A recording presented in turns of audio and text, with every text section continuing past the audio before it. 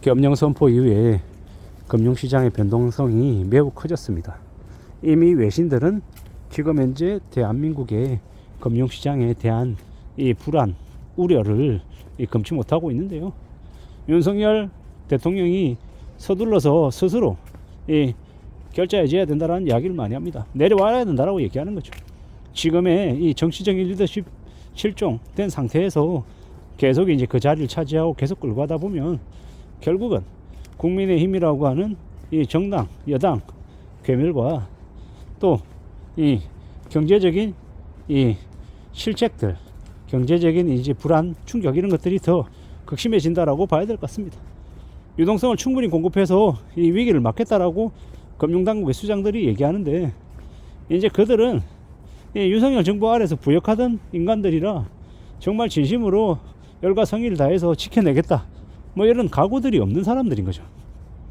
그냥 자리를 탐하는 되게 이 역대 이 경제 수장들 중에서 가장 무능한 이들이라고 얘기해도 심하지 않을 정도인 거죠. 그런 그들에게 뭘 요구할 수 있겠냐라는 겁니다.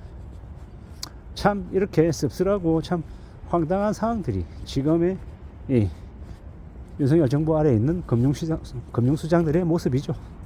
얼마 전에는 총리시켜주겠다라고 뽐뿌질 해가지고 한국은행 총재, 이창용 총재 기준금리 3.0까지 왕창 내리게 만들어놨고 또 이제는요.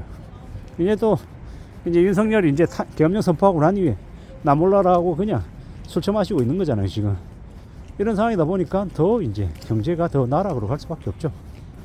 2024년 12월 연말 연시라 이 사람들끼리 송년회도 하고 뭐 여러 가지 이야기도 하고 그래야 되는 상황인데 이 그런 분위기가 아예 없어져 버렸죠. 지금 함부로 밖에서 술 마시고 사람들이 모여다니고 할 그런 분위기가 아니죠. 이게 지금의 상황이다 라고 보면 참 암울하고 안타깝죠. 좀 너무 심한 거죠. 너무 엉망이고 이게 뭔가 싶기도 하고요. 참 화가 많이 나기도 합니다. 나라 꼴이 순식간에 그냥 패급으로 그냥 전락해 버렸으니까요. 앞으로 더욱더 우려스럽고 염려가 되는 일들이 계속 발생할 것 같습니다. 어떻게 살아낼 수 있을까? 어떻게 좀 헤쳐나갈 수 있을까? 라는 생각이 많이 듭니다. 이런 시국이기 때문에 주식시장에 외국인 투자자들이 늘기를 기대하는 건 무리일 것 같고 국민들도 아마 코스피 국내 증시에 계속 이렇게 고개를 돌리는 일이 생길 것 같습니다. 고개를 내젓는 절레절레 아닌 것 같다라고 말입니다. 꽤 우려스러운 꽤 충격적인 일들이 지금 벌어지고 있는데 지금의 정부나 여당은 별로 그런 것에 대한 우려나 공포, 두려움 이런 것 따위가 없죠. 왜겠습니까? 오직 자신들의 자리 말고는 관심이 없거든요. 그러면 이제 보통의 사람들, 서민들, 개개인들은 어떻게 살아야 되겠습니까? 어떤 게 필요하겠습니까? 지금은 함부로 주식시장에 뛰어들겠다, 부동산 사겠다 이런 생각은 아예 접어야 되고 최대한 현금 확보해서 현금 비축하고 기다려야 된다는 거죠. 그리고 현금 확보를 통해서 최대한 리스크가 발생될 수 있는 상황들은 좀 대응할 필요가 있다는 겁니다. 그렇게 살아야 된다라고 이야기하고 싶은 겁니다. 험난한 시대, 믿기 어려운 충격적인 일들이 벌어지고 있는 지금의 시대를 살고 있는 저나 여러분들이나 우리 모두가 되게 서글프죠. 어쩌다가 이 지경까지 됐나라는 자괴감도 들기도 하고요.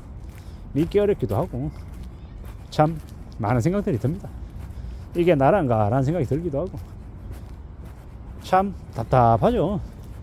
최소한의 이 사명감이나 최소한의 자리에 대한 책임감 이런 것조차 없는 사람들이 너무 많은 것 같다라는 생각을 합니다. 이게 어떻게 되려는 걸까요? 보통의 사람들, 서민들, 개개인들은 삶이 아마 더 극악스러워질 거다라고 봐야 될 것 같습니다. 먹고 사는 문제가 더 힘겨워진다라고 봐야죠.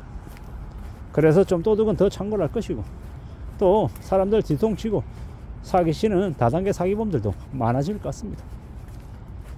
그리고 영끌하고 비투한 탓에 빚을 너무 많이 져서 원리금 갚느라고 허덕이느라고 제대로 소비 못하는 그런 사람도 많아질 것 같고요. 다들 절망 속에 사는 것 같다라는 생각이 듭니다. 그런 절망과 분노와 이 어떤 것에 대한 이 순간적인 이 충격 아니면 이 뭡니까 남을 향한 이 적대시되는 그런 마음들 이 화나는 거 화내는 거, 뭐 이런 것들이 아마 우리를 더욱더 고민스럽게 만드는 것 같습니다. 어떻게 흘러가야 되나, 어떻게 살아가야 되나, 어떻게 살아낼 수 있는 걸까 라는 걱정들, 염려들을 아마 더 많이 하게 될 것 같습니다. 참 산다라는 게 뭘까라는 생각도 많이 들고, 더 우려하고 더 염려하고 더 대비하고 더 조심하며 사는 것 말고는 길이 없는 걸까.